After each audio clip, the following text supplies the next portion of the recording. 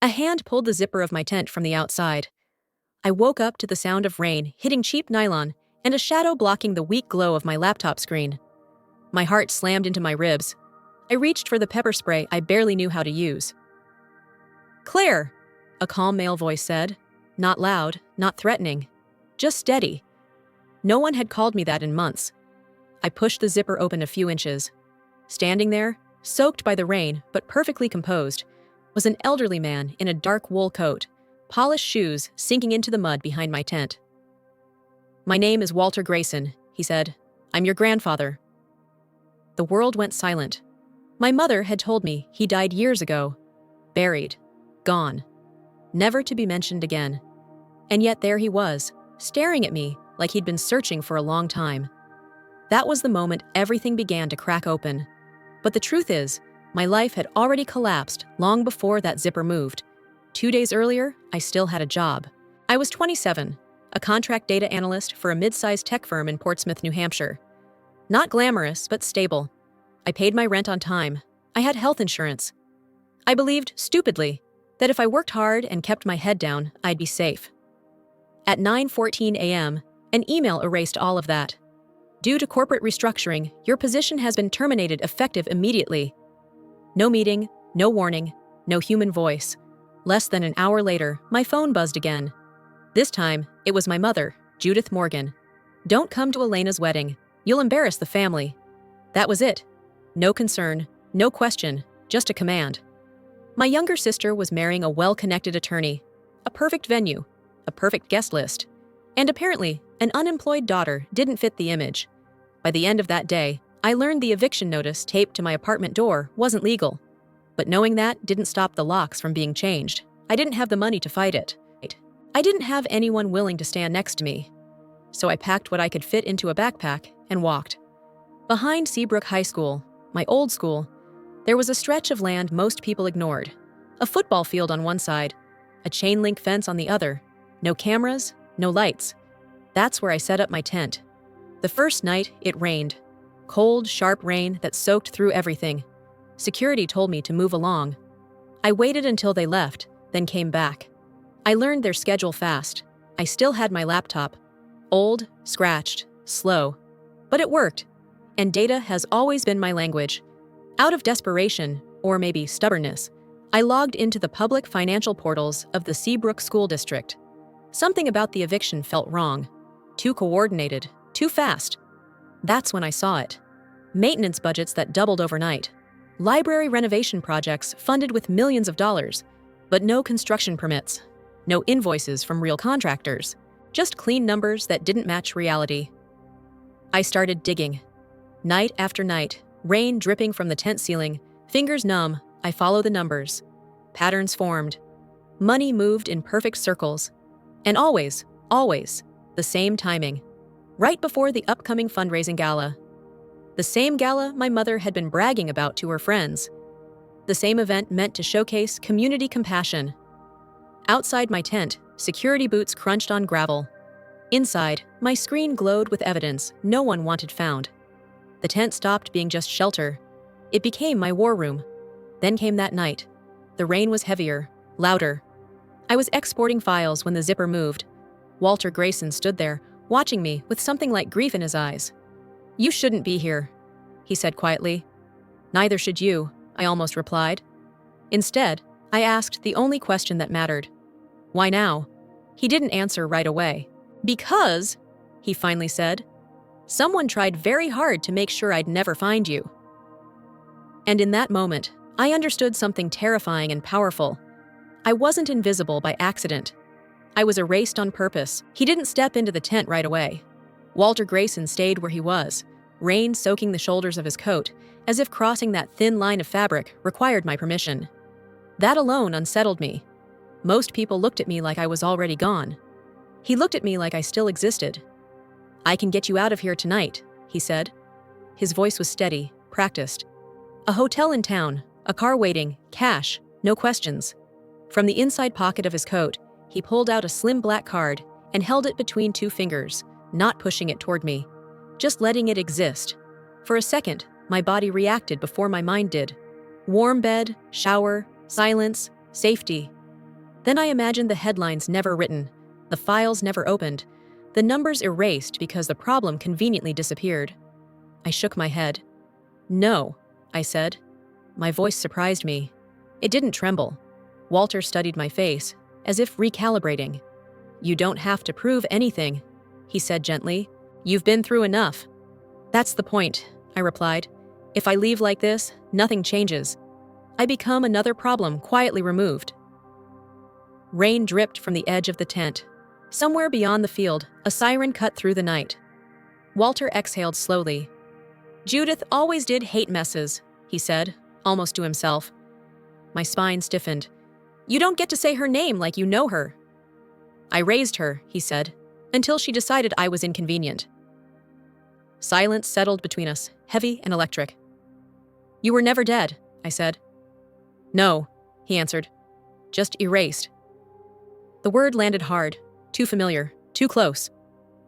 I gestured toward the laptop balanced on a plastic crate. "Then you understand why I can't leave." Walter's gaze shifted to the screen. Lines of data reflected faintly in his glasses. He didn't ask what I was doing. He already knew enough to recognize obsession when he saw it. "What are you looking for?" he asked. "Proof," I said. "The kind that survives daylight." That was when his expression changed. Not pity, not fear, interest. "I won't force you," he said, "but I won't walk away either." He reached into his coat again, this time pulling out a folded piece of paper instead of a card. He slid it across the crate toward me, a login, an encrypted access key, and a name I recognized immediately. My breath caught. "This isn't public," I said. "No," Walter replied. "It's deeper, cleaner, and far more dangerous." I looked up at him. "Why give this to me?" "Because you won't waste it," he said, "and because you're already digging with your bare hands." He paused, then added, "I'm just offering a shovel." I laughed once, sharp and humorless. "You realize what you're asking." "I realize what you're capable of." For the first time since everything fell apart, someone wasn't trying to save me from myself. He was standing beside me. "Legal support," Walter continued. "Quiet. Off the books until you decide otherwise. And if anyone tries to scare you into stopping..." He didn't finish the sentence. He didn't have to.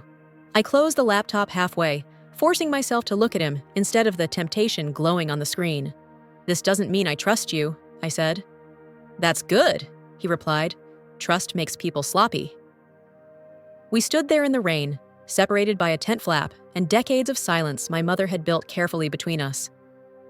"I'm not doing this for you," I said. "I know," Walter answered. "You're doing it because once you see the truth, you can't unsee it." He took a step back, giving me space again. "I'll be nearby," he said. "Not hovering, not interfering. When you need more reach, you call. And if I never call, then I'll know you finished the job without me." As he turned to leave, I stopped him.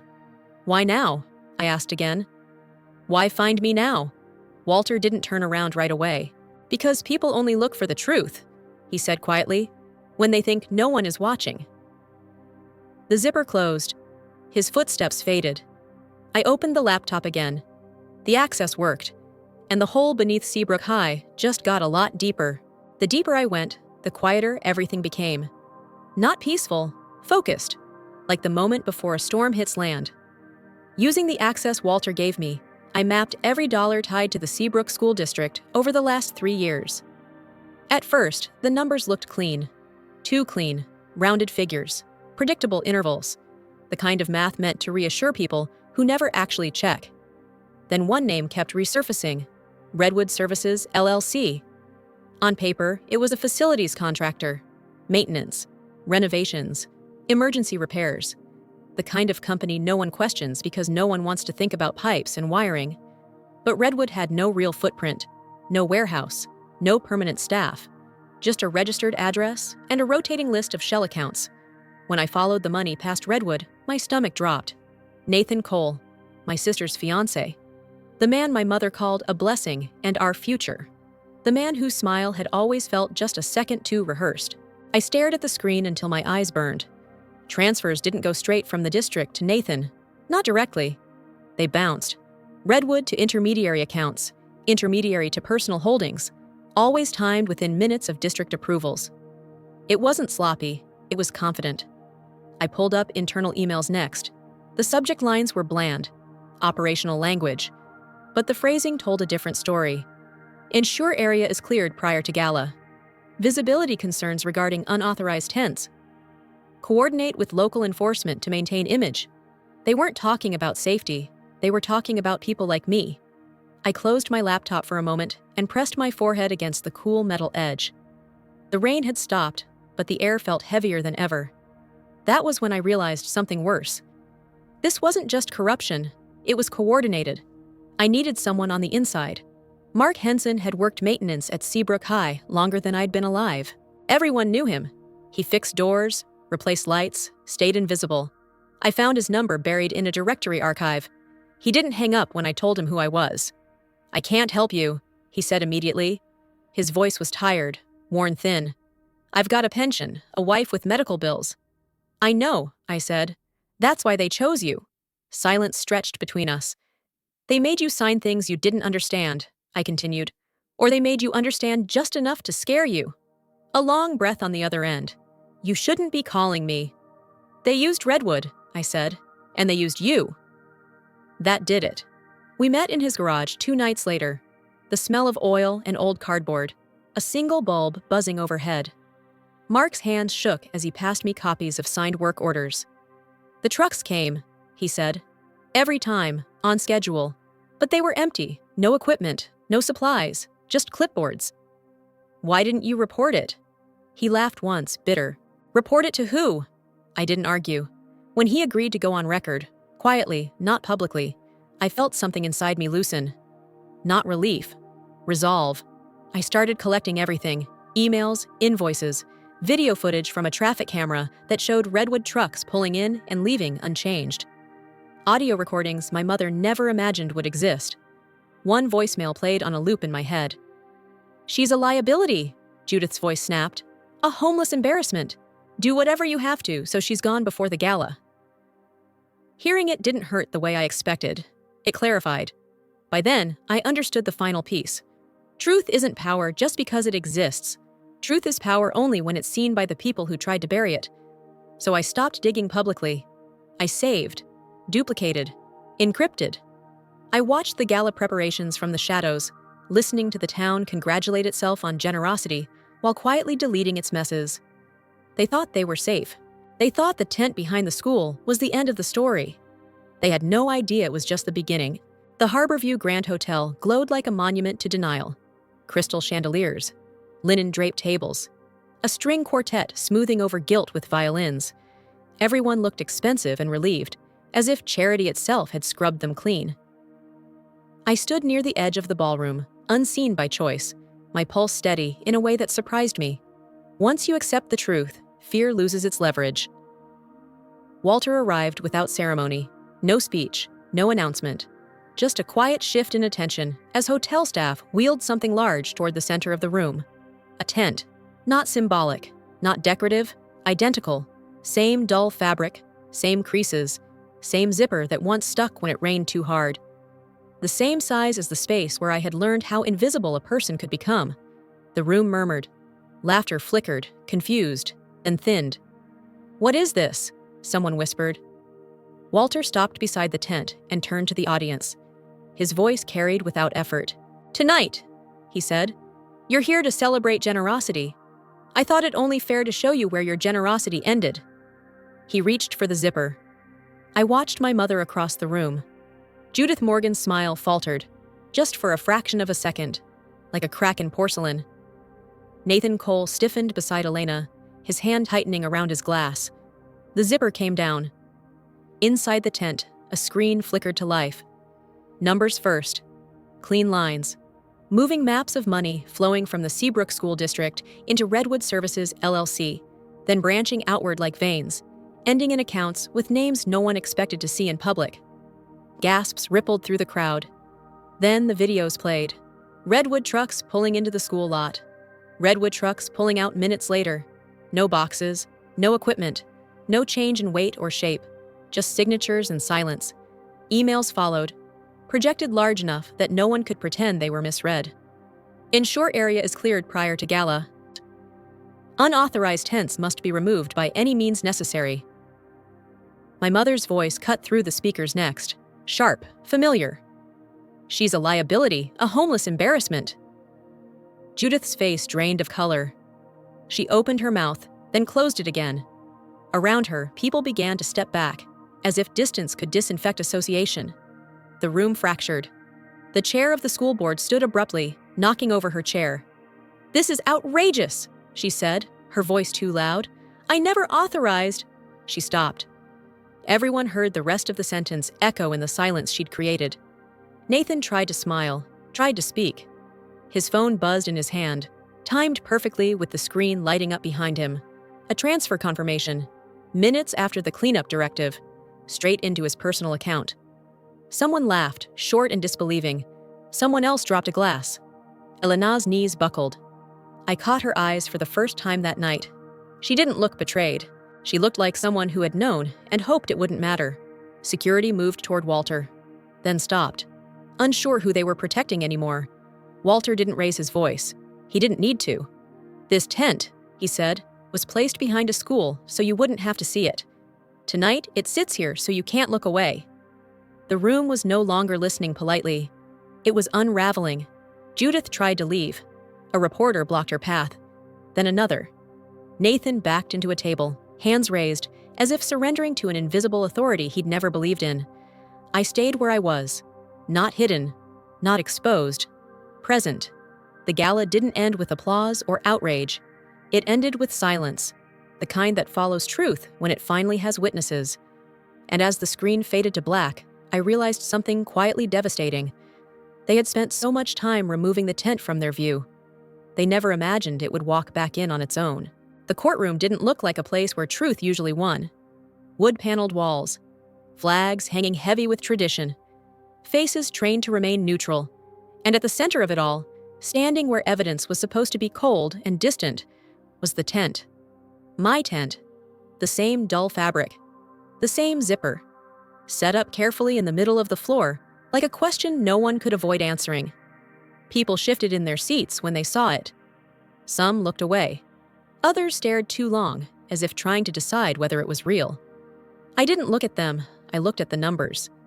When it was my turn to speak, I didn't tell them how cold the nights were. I didn't describe the fear. I didn't ask for sympathy. Emotion was optional, precision was not. I walked them through the data, transfers, timestamps, authorizations, the pattern that repeated itself too perfectly to be coincidence. I explained how Redwood Services, LLC, functioned as a pass-through, how funds moved, how approvals aligned with directives to clear unwanted visibility. Every claim had a document behind it. Every document had a trail. The room stayed quiet, not tense, focused. Across the aisle, Nathan Cole stared straight ahead, jaw tight, the confidence stripped from him piece by piece. The charges came methodically: financial fraud, conspiracy, misuse of public funds. Elena testified briefly. Her voice shook, but she didn't deny what mattered. Cooperation followed. Judith didn't look at me when her name was read. Civil investigations, ethics violations, frozen accounts, the collapse of a reputation built on curated appearances. For the first time, silence didn't protect her. It exposed her. When the judge called for a recess, no one moved right away. The tent stayed exactly where it was, a reminder that systems fail quietly until someone forces them to speak out loud. Later that afternoon, Walter stood beside me outside the courthouse. The wind was sharp, clean. "It's done," I said. He shook his head. "It started." He was right. Within days, he invoked the ethics clause buried deep in the land use agreements tied to the school district. The stadium access was terminated. Not as punishment, as consequence. Then he did something no one expected. He donated the land. All of it. Not to the district, not to a board. To a newly formed student safety trust, with one condition that couldn't be negotiated: complete financial transparency, updated in real time, accessible to the public. No shadows, no closed doors. When they asked me to chair the trust, I hesitated. No salary, no title worth bragging about, just responsibility. I accepted. Because for the first time, the system wasn't asking me to disappear. It was asking me to watch it. On my last night behind the school, I packed the tent slowly. The field was quiet, no security lights, no voices telling me to move along. I ran my hand along the zipper before folding it away. This place hadn't saved me. I had saved myself here, by refusing to vanish, by staying long enough to see the pattern, by understanding that power doesn't always look like force. Sometimes it looks like refusing to look away. I walked off the field with nothing dramatic following me. No applause, no music, just space. If you've listened to this story from the beginning, thank you for staying. I hope it reminds you that truth doesn't need permission. It needs witnesses. And as the year comes to a close, I want to wish you a peaceful, warm, and hopeful Christmas, wherever you're listening from. If this story moved you, please like and subscribe, and stay with us to hear more stories from women who stood up when they were told to stay silent. Sometimes the quietest voices carry the heaviest truths.